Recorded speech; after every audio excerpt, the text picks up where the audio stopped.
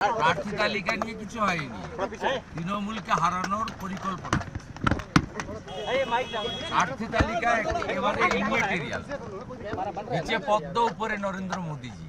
হারাতে হবে তৃণমূলকে, প্রাক্তন করতে হবে মমতা ব্যানার্জি।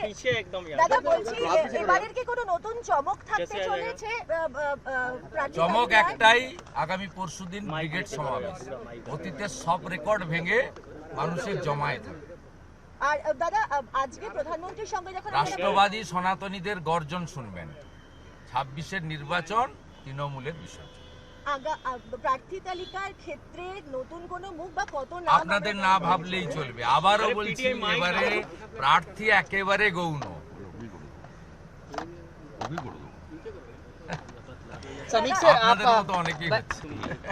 समीक सर, आप आज बैठक थी सर, हिंदी में एक बार बोल दीजिएगा। बैठक ধর্মঘটকে আমরা দুজন আছি, নৈতিক সমর্থন করছি।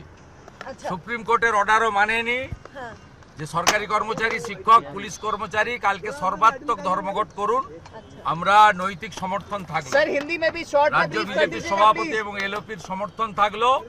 আর পুলিশ যদি আপনাদের উপর জোর জুলুম করে, আমাদের ডাকবেন, আমরা রাস্তায় থাকবো। আর আপনাদের যদি কারো চাকরি খারিজ করে, কারোর কিছু করে, বিজেপি লিগ্যাল সেল আপনাদেরকে free of professional fees support দেবে। शॉर्ट इन हिंदी।